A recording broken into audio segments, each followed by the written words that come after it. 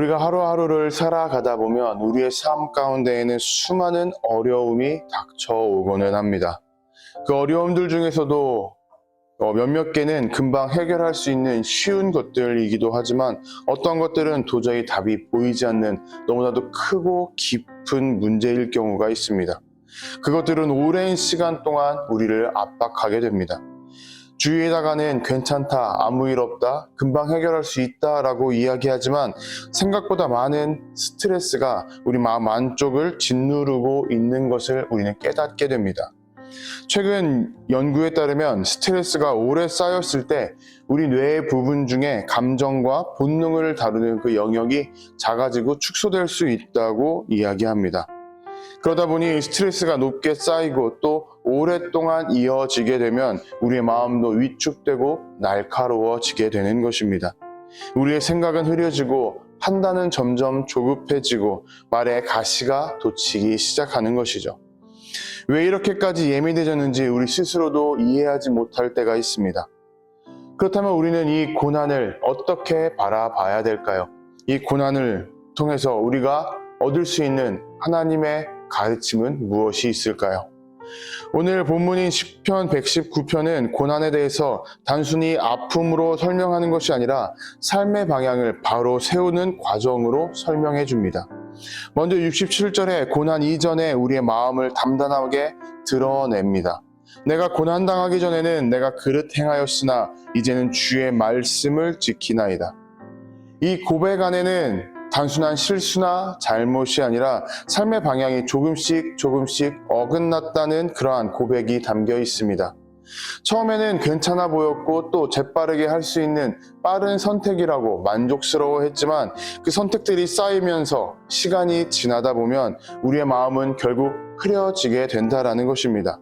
그리고 어느 순간 말씀을 기준 삼아서 선택하는 것이 아니라 나의 이득과 나의 생각과 나의 본능에 따라서 선택하게 되는 그런 습관으로 굳어지게 되었다고 고백합니다. 하지만 그러한 가운데에 고난이라는 멈춤의 시간이 찾아오게 되었을 때에 그동안 보지 못했던 우리 마음속의 기울어짐을 깨닫게 되는 것입니다. 고난 자체가 우리의 마음을 치유했고 회복했다라는 것이 아니라 고난 때문에 멈춰서게 되었고 그 멈춰선 자리에서 말씀에 비추어 우리 마음 상태를 되돌아볼 수 있게 되었다는 의미입니다. 말씀을 다시 바라보며 또 지키고자 하는 결단은 평안할 때보다는 불편한 시간 속에서 우리는 더 분명히 깨달을 수 있게 되는 것이죠. 이어서 68절은 고난 속에서 하나님의 성품을 확인할 수 있게 만들어줍니다. 주는 선하사 선을 행하시오니 주의 율례들을 내게 가르치소서. 이 말씀은 상황이 좋아졌기 때문에 고백한 것이 아닙니다. 현실은 여전히 우리 앞에서 부담스럽게 만들어주고 우리의 마음을 요동치고 뒤흔들고 있습니다. 하지만 그 가운데에서 하나님께서 어떠한 분이신지 우리에게 어떠한 은혜의 손길을 베풀어 주셨는지 우리는 다시 볼 수 있게 되었다는 고백입니다. 우리에게 주어진 고난은 우리의 삶을 어렵게 만들었지만 그 안에서도 하나님의 선하심만큼은 결코 흔들리지 않게 됩니다. 그래서 상황을 먼저 바꿔달라고 말하지 않습니다. 오히려 하나님의 말씀을 더 배우고 싶고 그 말씀을 반석 삼아 그 위에 굳건히 서겠다는 간구가 흘러나오게 됩니다.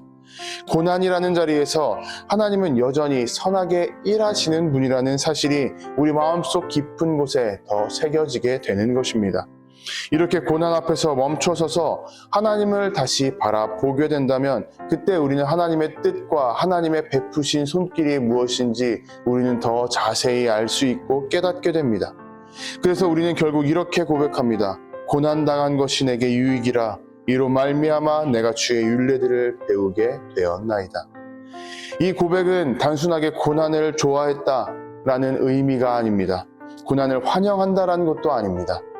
67절에서 드러났던 잘못된 나의 삶의 방향을 깨닫게 되었고 그러함으로써 하나님의 선하심이 어떠한지 우리가 깊이 깨달았고 그 하나님을 향한 우리의 확신과 고백이 살아났기 때문에 이 고난은 말씀을 다시 배울 수 있는 자리가 되었다라는 그러한 고백인 것입니다.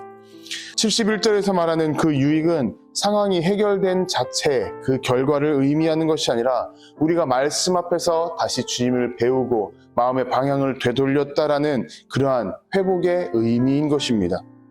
고난이 우리의 말씀을 더 깊게 붙들게 했기 때문에 우리 마음속에서 유익이라는 생각이 떠올랐고 입으로써 고백할 수 있게 된 것입니다. 여러분, 고난은 우리의 마음을 작아지게 만듭니다. 하지만 하나님께서는 그 작아진 마음을 다시 똑바로 서게 만들어 주십니다.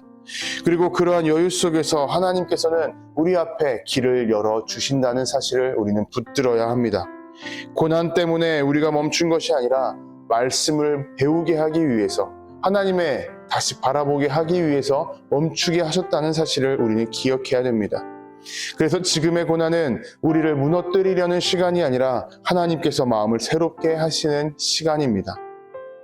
오늘 이 고백을 품고 주님 말씀을 다시 배우고 다시 주님의 말씀 위에 서고 하루하루를 걸어갈 수 있는 우리 모두가 되기를 주님의 이름으로 도전하고 축복합니다.